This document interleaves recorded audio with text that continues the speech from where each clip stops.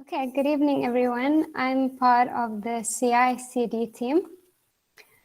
So these are our team members, and we are basically the team that had to work on continuous integration and continuous deployment.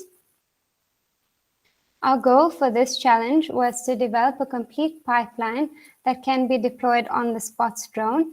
This pipeline has to be triggered manually through a simple user interface, and it needed to be flexible in terms of the infrastructure. So this is a quick view of our pipeline. Basically, a user would upload new data to the Google Drive. They would then go to the Kubeflow dashboard and log in.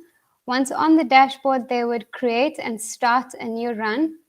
Once a new run is started, data is retrieved from the Google Drive through a Google Drive API. The training, pre-processing, and the model evaluation is done through code that lives on GitLab. This code is wrapped by GitLab and published to IBM Cloud. And then the images are published to Docker Hub, and this is shared with Kubeflow. Once the model is trained, the final or the newly trained model is pushed to Google Drive, and the model is now available to upload on the drone. Code for each component of the pipeline lives on GitLab so that it can be version controlled. And this is the code that actually does the work. It fetches the data, processes the data, trains the model, evaluates the model, and deploys the model. And it's written in Python. When a component's implementation is modified, for example, if code changes are made and it's pushed to GitLab, a new image is generated which contains a new version of that component, and this is published to Docker Hub. The Kubeflow pipeline then uses this image to run the code inside of it, and this is all done using the GitLab CI/CD pipelines. Code for the pipeline definition also lives on GitLab, and this is the code that basically tells Kubeflow what the pipeline looks like, where each component can get the input from, and where it would store its output. Data is fetched from Google Drive, and the trained model at the end of the pipeline is also pushed to Google Drive.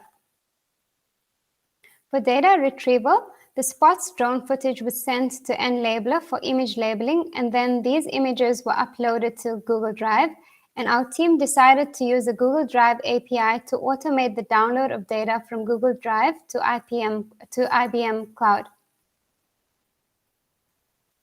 For data pre-processing, this involved data cleaning, data transformation, and data integration. Data cleaning was removing the blurry or grayed out images. Data transformation involved changing the data to a format that is the YOLO v5 format, and data integration involved inserting the data into the appropriate directory. For model training, the model was pulled from GitLab, which has the model optimizations, which are done by the model optimization team. The trained model was then sent to the Google Drive.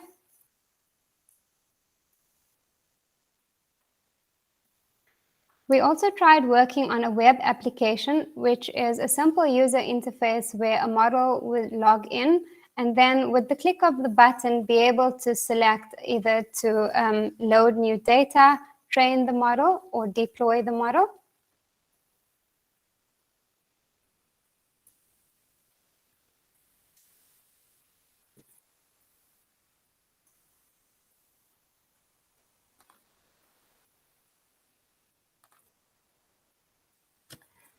So for this challenge, we created a CI/CD framework, and it met the goal of the challenge, which was to create a complete machine learning workflow from data retrieval to final model deployment.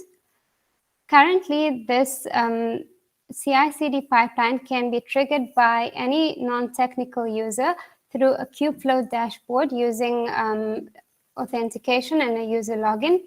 The pipeline is run in Kubeflow, which is a framework built on Kubernetes that can be deployed on all major cloud platforms as well as on-premise. Future developers can use the GitLab, Docker Hub, Kubeflow infrastructure to quickly modify and deploy the pipeline and the pipeline components.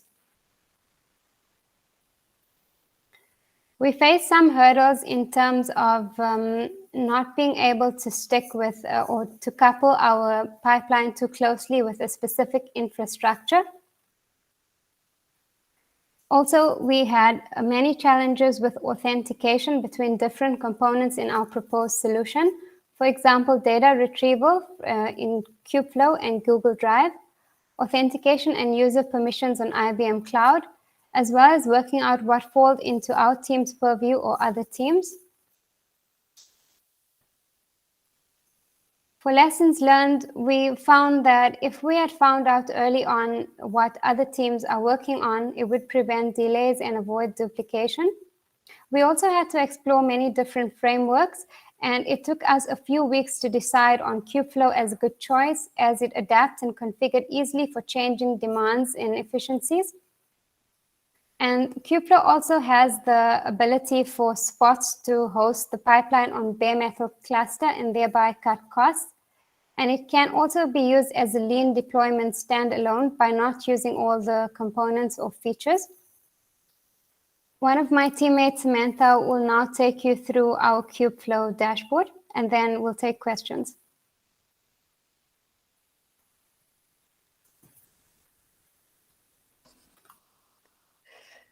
Yes, let me share my screen.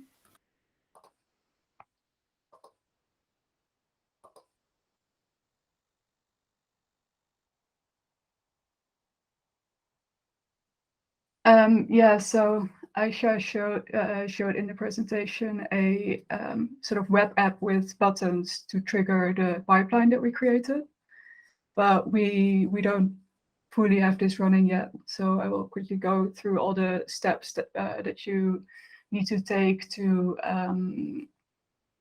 run the pipeline in Kubeflow. So this starts in the Google Drive, actually. So this is the folder where all the new data sets are uploaded in zip files when they're labeled by a labeler. And then, yeah, so the different files can sort of all be added here. And then at some point, you have to decide to trigger a new training pipeline because there's enough new labeled data. For that, you go to Kubeflow, just in the browser. So we will give the link, of course, and the login details. You can sign in there, and that will take you to the Kubeflow dashboard, where we use the pipelines feature. So we still have a few. We're still developing these pipelines as well. So there's a few here, but the pipeline will show all the steps that it's going to take in Kubeflow. So it will like retrieve the data sets from the Google Drive folder here, and then pre-process it, train the model, and deploy the pre-trained model back to Google Drive.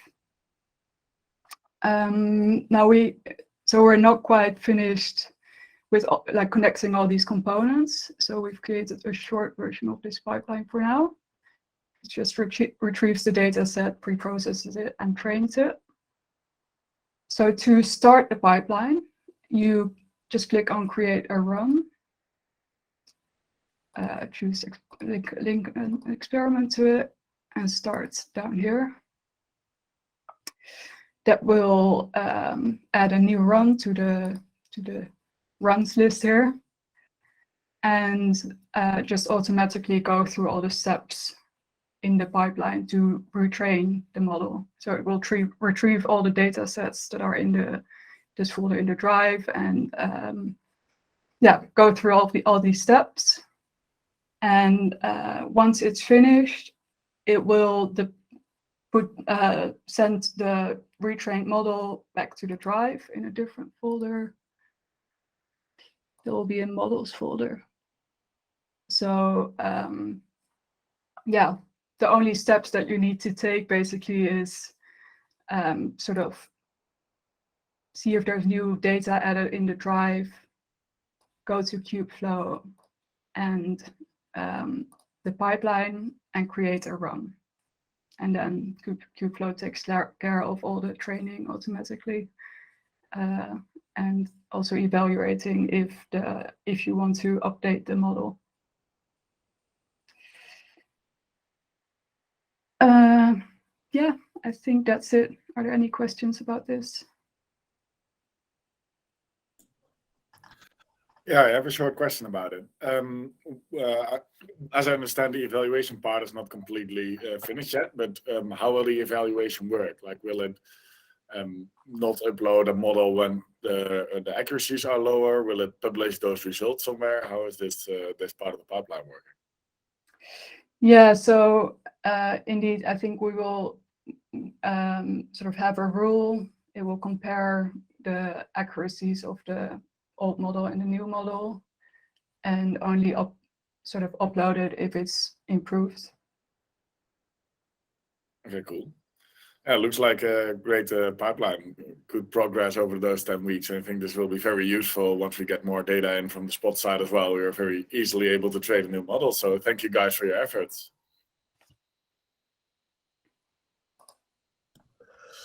Awesome. That's the question in the chat.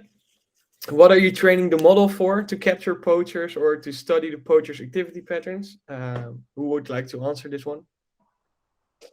Maybe it's Robbie, but it's definitely for capturing the poachers. Yeah, you're quite right. It's not to study their patterns. It's purely to identify them so that obviously we can deploy the necessary intercept teams to stop them from doing what we don't want them to do. So yeah, it's just to recognize that that they're human, and patterns are of flying around in designated areas and targeted areas is where we believe through the intel we get that we should be able to intercept. So the AI is there to ensure that the operator, if he takes 10-second break, doesn't miss anything that is vital to the intercept. Nice. All right. Thank you, Robbie. Oh, I see another question from Emil.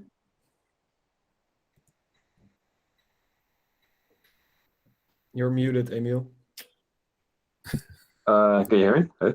Yes, now I Cool. hear you. Hey Aisha, great work by the way. I saw the interface with the 3 small colorful buttons.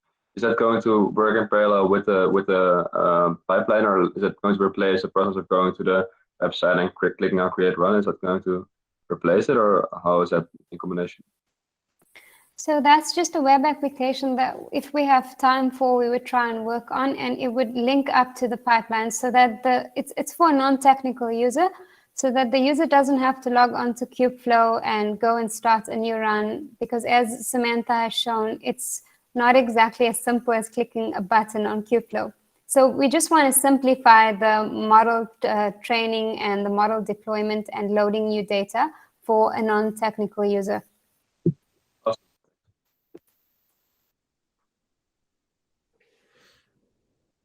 All right, great. I see another question by Kerry. So you are doing facial recognition if this is to capture the poachers? I think I can answer this question. So since basically all humans are prohibited from going into the reservations, basically everyone you spot with the drone is already trespassing. So we don't need to recognize their face. I see another question from Sinan. Yes.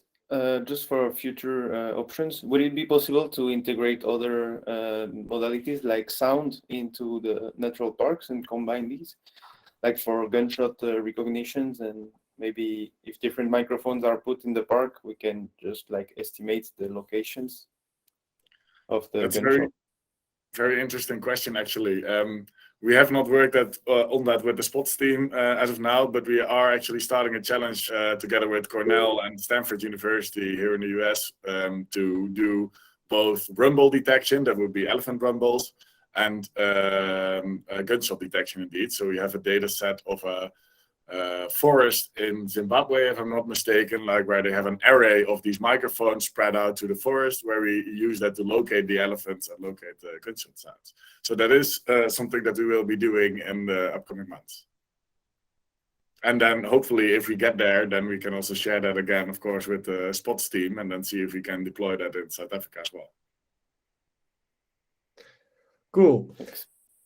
All right, then I want to keep going, and I want to invite Kamalen for his presentation on the hardware team. Hello, hello. Can you hear me all right? Yes. Cool. So fair warning, I do not have power at the moment. So I won't be showing my face because you won't see much.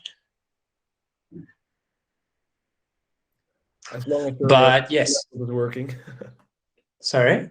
As long as your laptop is working, we can see your screen. Yeah. I think my laptop will be fine. Okay, can you see my presentation? Yes. Okay, excellent. So I am Kamalen, but most people call me Cam, and I will be presenting for the hardware subgroup. I'd like to thank my team. You guys were great and appreciate your effort and time. So our project goals as the hardware team was to run an inference of the latest model on the Jetson Nano, and also get the results of the inference to the ground.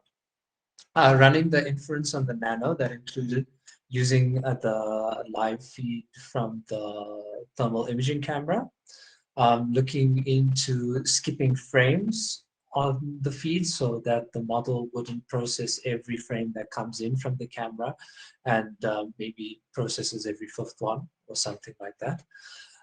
And then running the latest version of the model. Yeah.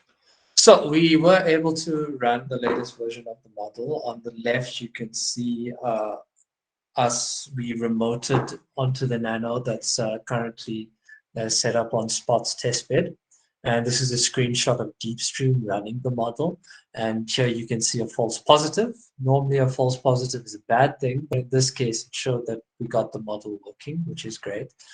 The way we're doing this is the thermal camera is sending its feed directly to the Jetson Nano. And then on the Nano, it's running DeepStream. And DeepStream is a software package maintained by NVIDIA specifically for Vision AI. So it was a great tool in this case. The next thing was to get the results to the ground. As you can see on this picture that we received from Johan, we can get the front end of the Nano to the ground very easily.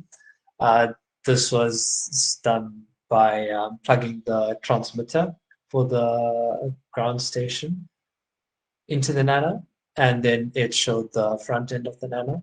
And from there, that transmitter will be sending information down to the ground station.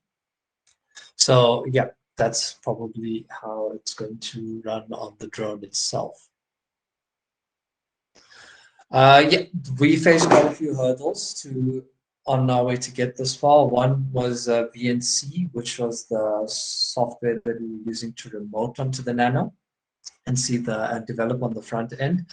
Created large log files, so the SD card got full very quickly. We lost a lot of teammates. We started with 10 people, and we lost 6 of them, and we recruited 1, so we were up to 5 at the end. We lost connection to the camera in the last week of the project, which meant we couldn't make as much progress as we wanted towards the end. Setting up the environment took a lot longer than we expected. I think half of our allocated time went to that. And then skipping frames is currently not working. We tried to do that from the DeepStream side. So what's NVIDIA's Vision AI software. But yeah, that didn't come right. Our next option was to look at doing it from the thermal imaging cameras SDK. But we didn't have enough time to do that. But yeah, that's our next steps. So yeah, for the next phase, we'd like to do some CI/CD integration onto the Nano. So hopefully when this thing is in practice, the next time the drone has access to the internet, the latest model is just uploaded onto the Nano. would like to do something like Dockerizing or something similar to help speed up setting up the Jetson. Potentially finding a more efficient way to run the inference. So there will be a delay between what's shown on deep stream and what the thermal imaging camera's feed is showing. Whether that's significant, we're not sure yet. But yeah, that we'll only be able to figure out through testing. Integration with the flight automation team, they'll be presenting next. But it would be great if at the command or button or something, the drone switches from the mode where it's flying around trying to catch poachers to trying to land itself. Currently, that's not in place, the switching of modes. And then reducing the frame rate so that we're skipping frames and not everything is going through the model, which would hopefully reduce our compute needs. Okay, and yeah, that's everything from my side. Thanks, Cam. I see one question from Ryan. Okay, how's it? I just wanted to double check. So the video that's actually coming through onto the Mavlink, is that basically just the VNC screen that's showing everything from there? It's like the remote desktop. Yeah, that's correct. So you plug in the HDMI and then it shows the front end of the Nano. Okay. So then you'd have your detected poacher or something in like half the screen and maybe some other info in another screen to show you got a detection. Well, as it stands, there's going to be a red square that shows up to say there's a poacher. Okay, cool. No, thanks. Yeah. But for next steps, we could look at something like having a little box rather that says poacher detected or something like that. But yeah, at the moment, it's just showing a bounding box. Okay, no, that looks good. Cool. Thanks for the question, Ryan. I also had a short question. Kamalen, can you enlighten us a bit more about how you tried to do in deep stream this the frame skipping? So indeed, as you mentioned, there will be a delay when you basically run every model on run the model on every frame. At least the speed up of the 13 FPS. I think I remember Jaka mentioned. Didn't Deep Stream support that at all to run it on some of the frames? How did this part of the research go? Yeah, it was interesting because so in Deep Stream you get a config file, and in the config file there's a parameter where you can set the frames. Okay, and then when we changed the frames there, and then we saw how much compute this thing was actually using, it was exactly the same. And then also the FPS that we were getting out from the model was exactly the same. Okay. Yeah, so maybe we're doing something completely wrong, but at the moment it doesn't seem like the way to go about it is from the deep stream side. Okay. No, thanks for your effort, and I'm also curious to read in the report how the SDK might come in there, of the thermal image SDK. Sure. All right. Let's see. I don't think there are specific hardware questions in the chat still. Thank you, Cam. I think we can head on to the final group for autonomous flight. I believe we have Ryan to present this for us. Hey, let me just get this ready.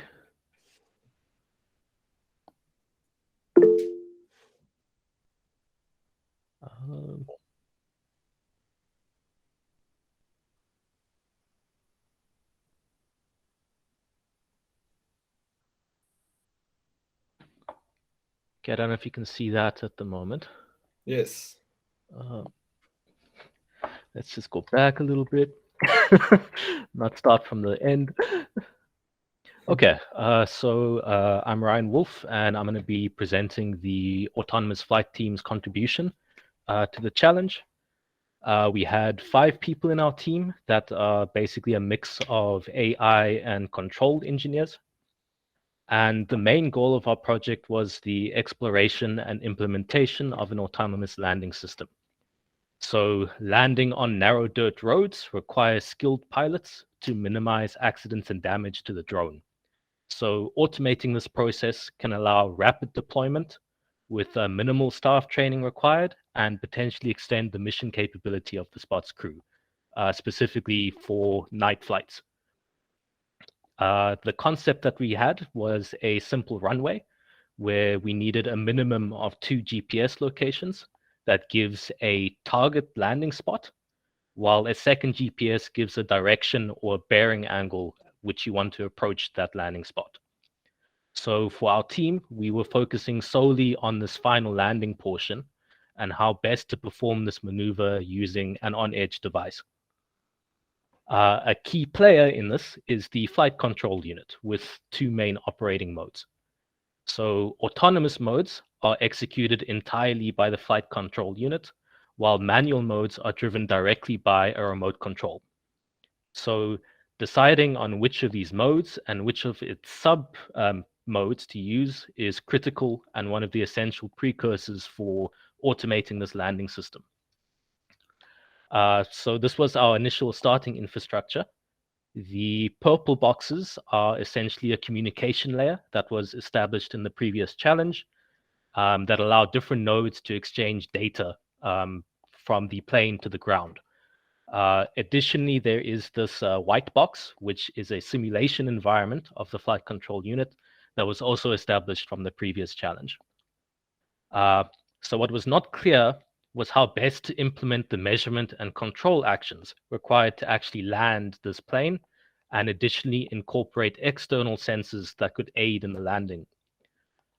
There were 2 styles that were proposed. The first being a combination of existing PX4 flight modes, and the second being a reinforcement learning algorithm approach. So a reinforcement learning algorithm typically involves an agent or a controller measuring the state of the system, and then deciding on an appropriate action to take based on some reward policy. So if flying along the runway is considered good and next to it bad, then this could be considered a reward policy that an agent could actually use to try and stay on course. The reinforcement learning approach also fits our measure and actuate architecture very well, but could also potentially fuse data in a more cohesive way than a handcrafted controller could. So we started looking in the automatic approach, or the PX4 basic modes. They have a automatic landing that essentially treats the final descent as a fixed choreographed trajectory with some tunable parameters. So when you initiate this landing mode, it will essentially try to follow this orange path down towards the ground before being turned off. Another mode that we looked into was a stabilized mode. And what made this an attractive option is that it has a built-in controller to ensure level flight. So under 0 input conditions, this plane will essentially remain level and it will fly in a straight line. So that actually made it a really good candidate as a landing controller, because we would only have to worry about the descent and the angle at which we're approaching the runway. So to test that theory, we looked into a velocity controller. So this is a simple proportional controller with a couple of different gains and offsets that allow us to appropriately map desired velocity into a remote control value. So this is some of the, or at least the first set of results that we've got for the velocity controller.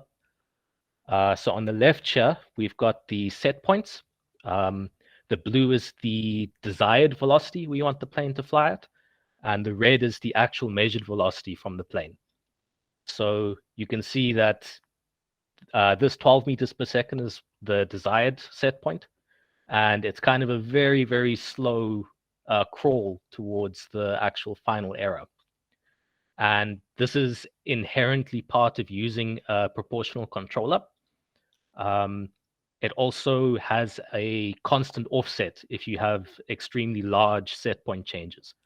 But that can be radically improved by incorporating not only the velocity, but the acceleration and positional arguments as well. So instead of just a proportional controller, we could turn it into a full PID controller and sort of increase the performance quite drastically. The next thing that we looked at was the automatic landing section. So this is part of the simulation that we had set up. We start in a loiter mode, which is essentially where you are just circling a GPS location. What we can then do is calculate the trajectory or the landing operation we want to do. This point on the left is where we're actually uploading the takeoff or the landing position, sorry.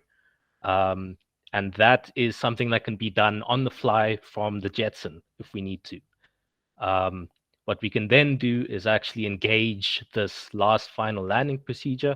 And you can see here on the left, he's actually starting to make his way down towards that final descent path. So it's not doing too badly up until we get to this point where we started to run into discrepancies with our actual environment. So you can see here he's been following a straight line, but just as he gets to the point where we're about to make a proper landing, he starts to clip through the actual terrain. So we started doing a little bit more investigation into that, and we found that that is actually not an uncommon occurrence, but an inherent problem with the current simulator that we've got. So here's an example of a plane that has actually been landed where there is clearly a large offset between the real ground and what the plane is treating as ground. Coming back to our original system architecture, so in this challenge, we were able to essentially establish a baseline for the control, measurement, and actuation systems. But clearly, we needed to investigate an alternative for the flight control unit simulator. And this is especially important if we wanted to investigate the reinforcement learning, where this is critical for getting it to perform correctly. So one of the candidates that we looked into was AirSim. So this is a simulator that is built off of the Unreal Engine and has essentially high quality assets and worlds that we can use to simulate. Additionally, it also has out-of-the-box reinforcement learning algorithms and pipelining, in addition to plugins to utilize the same communication framework that we've been testing with this whole time. So on the right here is one of the worlds that was generated by the team. And we essentially got to the point where we could add new assets ourselves and access the world state through the AirSim API. But towards the end of the challenge, we started to run into sort of the similar challenges around getting the environment working as opposed to getting the reinforcement learning working.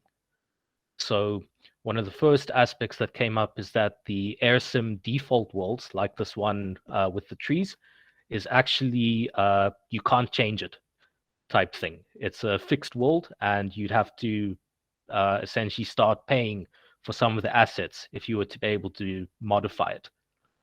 Another issue is that this environment doesn't have a fixed wing plane out of the box.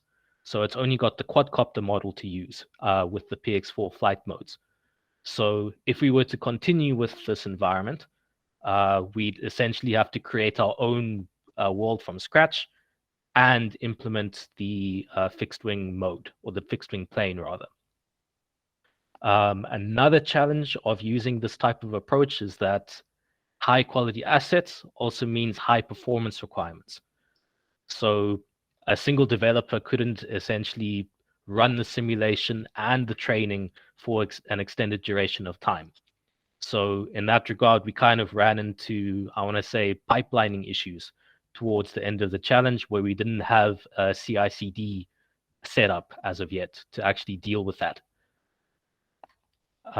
Looking into the future, the reinforcement learning is a really promising candidate, but in order to actually really test it, we're going to have to look into a better simulating environment.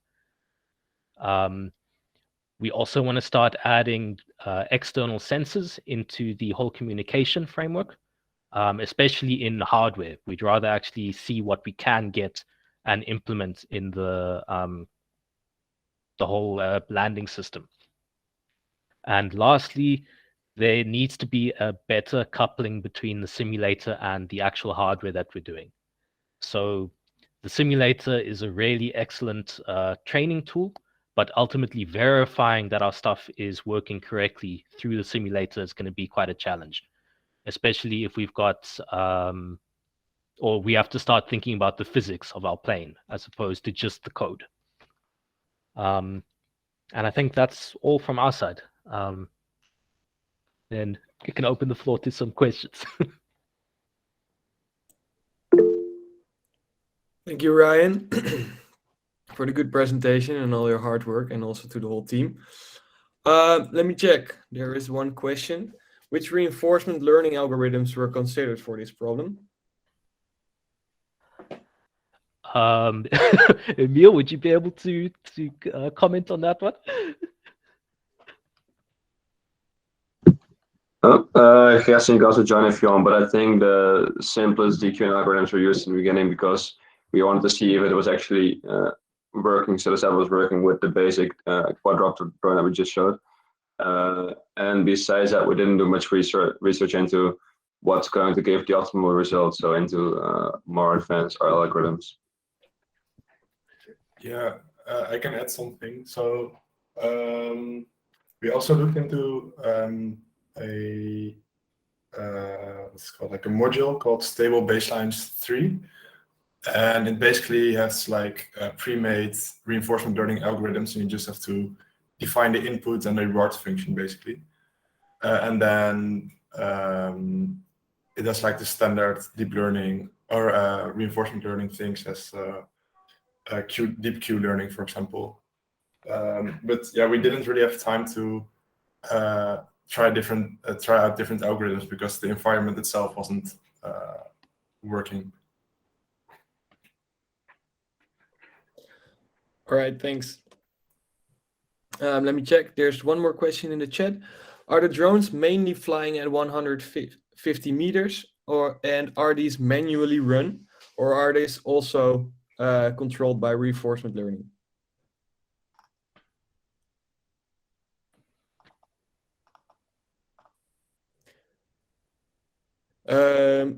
Let's start the first part of that question. Are the drones mainly flying at 150 meters in height?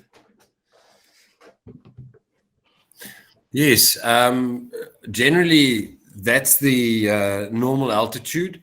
It's terrain dependent. And what was the other part of that question? Is this flying manually, or is this already automated?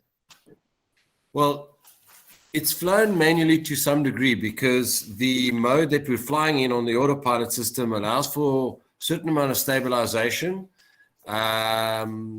The mode that we typically fly is what we call cruise mode, and it sets altitude and heading and stabilizes the plane. What control we have over is if we want to bank it to the left or to the right, so we don't have to worry about everything else. So yeah, I hope that answers the question. It's predominantly autonomous except for the landing, and this is why Ryan's team have been trying to figure out a way to try and automate that as well. I had one more question for the autonomous flight team. So the gazebo environment had a clipping issue, and the other environment had its own issues. I understand that for the reinforcement learning, you need to have a simulation environment, otherwise you can't do the reinforcement part. For the automated landing based on the GPS locations, is that something that could be tested? Would make sense to test in a actual environment, or is it by far not there yet that it could do that? correctly? So I think where we're sitting at the moment is that I'd actually prefer to go to hardware. I trust we've got enough to say we can attempt testing in a nice environment, not in the worst case scenario. But I think that's almost a decision point where we're sitting now is, do we want to spend more time, I want to say, creating a really in-depth simulation? Or do we rather want to say we've got enough information to control the system? Let's now see if we can get it to run on the real plane, the way that we're getting it to run in the simulation. Yeah. Okay. No, yeah. So I was already thinking about that direction. So that might make sense to actually do a test. Would it be possible to easily like intercept such an automated process in how you have designed it right now? As in that you could take control back just via the remote control of the plane? Yeah, I think the way that it's looking at the moment, it's basically the same way the ground control station works anyway, if I'm understanding correctly. So anything the ground control station can do, we can technically do with code now. So Okay. all of the nice little GUI pieces are just lines of code that we can add to actually change the mode or to change the mission. Okay. That sounds interesting. Let's explore that. Thanks for your efforts as well, Ryan, and the team. No, not a problem. Nice. Maybe are there still some questions from the teams for Robbie and Peter and Johan maybe?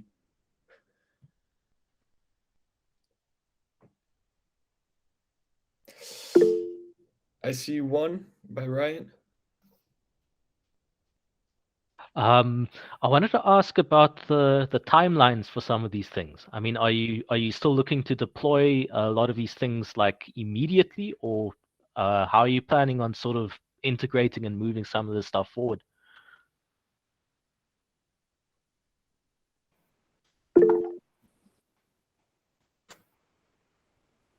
Pete, you want to answer that? Wait, Peter, you're muted. You've muted yourself.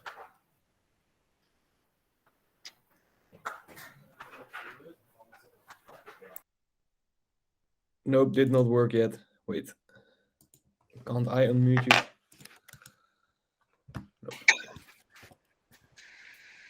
Let me try and answer that. So Ryan, listen, I think in the meantime, for us, the important thing would be the detection stuff first. As far as the auto landing is concerned, I might have a solution, and Psycho having actually witnessed, full takeoff and landing, we could probably run a little, a smaller fixed wing platform that in the event it doesn't work too well, we can't go testing this on the big plane until we're pretty confident that it's going to work. And we could, get the data from a small little RC plane and tweak the model if need be. And, Sako was asking there, are you able to intercept if you see things going wrong? Believe me, if you're a meter above the ground, that's too late. So I would assume that, potentially using a LiDAR at that point to assist in the slope or the gradient is about the best thing you could do. The time that you see something going wrong and try and react, a second has passed. And, from a landing perspective, it's the last second that actually makes all the difference. So, yeah, intercepting it, Sako, I don't think would be ideal or not possible. But, I think whatever's gone wrong has gone wrong, and you're going to be, sitting with picking up some pieces. Right. Hopefully we can do better. Yeah, I hope so. Look, Ryan, if it helps, like I said, putting it onto a little smaller RC plane is probably the best. Recording that data, sending it back. I mean, there's a whole lot of ways now. I think Johan, with even the simulator on what he set up for the guys, we could probably do something similar and on test give you live data. But I suppose in your instance, recorded data is good enough, where you could manipulate and play around with it. So I think there's solutions there. I'm not too stressed. I would like the auto landing feature to be tweaked and done, but I think as a priority, it's the detection modeling first. So I'm not letting you off the hook here. I'm just saying you've got more time. That's what you like. Jaka has a question. Yeah, I have a question for Robbie.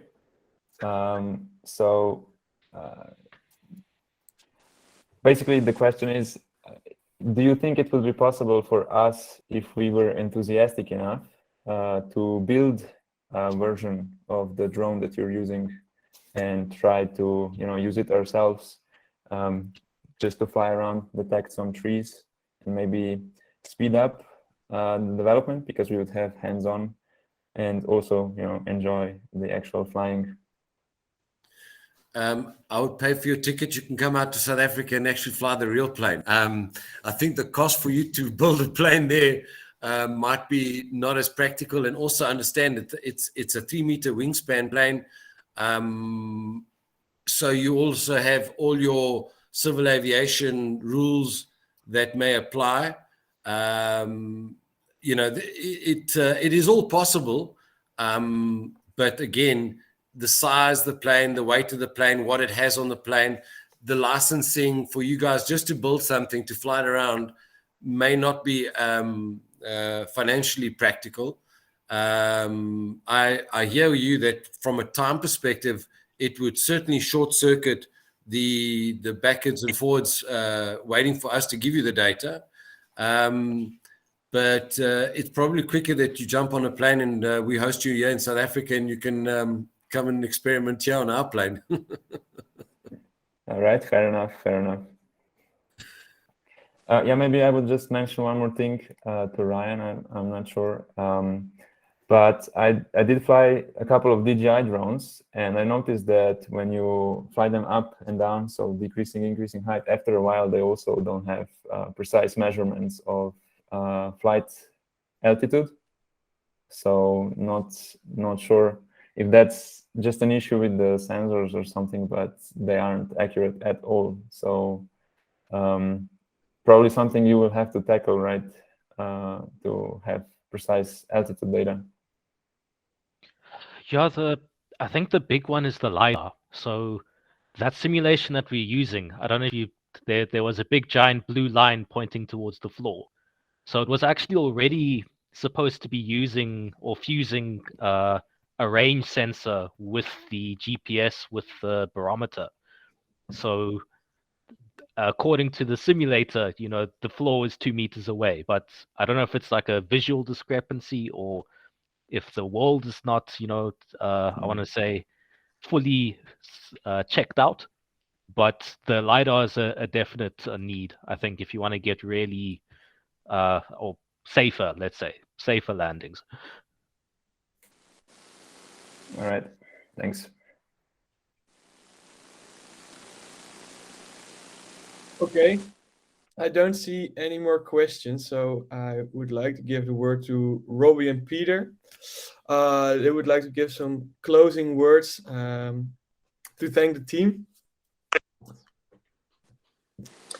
Well, guys, I mean, can you hear me now? Yes.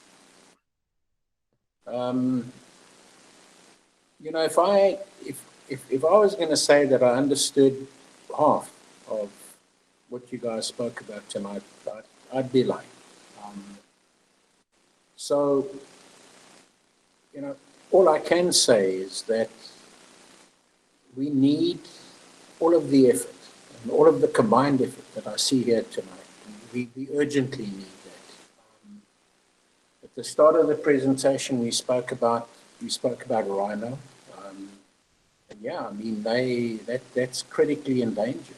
But if collectively we cannot protect a species as visible and as apparent as rhino, then what do the lesser species what chance do they have? The pangolin, the African rock python, the endangered species all over the world. And I sense that collectively we all understand the urgency of what we're doing, what we are attempting. It's a huge challenge. I deeply respect and appreciate everybody's effort in what you're doing, what we collectively are doing, and what is urgently needed. So thank you for your efforts. I respect your time, I respect your energy, I respect everything that you do. And let's just succeed. Thank you. Thank you, Peter, for those kind words. Yeah, one last time, I want to thank everyone for being here throughout the last 10 weeks with us. It was a pleasure working with you all. I found it a really nice project once again, and I hope to see everyone once more in future AI for Good challenges. Yeah, thanks a lot. Sako, Robbie, do you maybe want to say goodbye? Yeah, just short from my side. Thanks a lot, guys, for your efforts again. These presentations are always really, heartwarming, I'd say, just to see how, again, a team of over 25 people are able to put their efforts, their AI engineering skills, and over 4,000 hours of development and making the next steps here such that we can help out the guys at Spots who are putting in way more hours even than we are here collectively to protect this wildlife and making sure to make their lives easier. But most of all, of course, trying to keep these species amongst us. As again, real heartwarming. Thank you all for the teams, but also the Spots for their efforts, and hope to see all of you indeed in upcoming AI for Good challenges.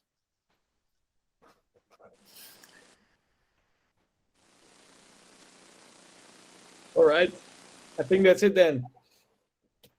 For all the participants, I will see you one more time next week for a feedback and peer review round, and then it will be it. So thanks a lot, and I wish everyone a very fruitful morning, afternoon, or evening, depending on wherever you are in the world.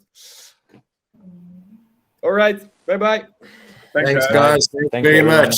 Thank you. All the best. Cheers, Bye. Cheers, everyone.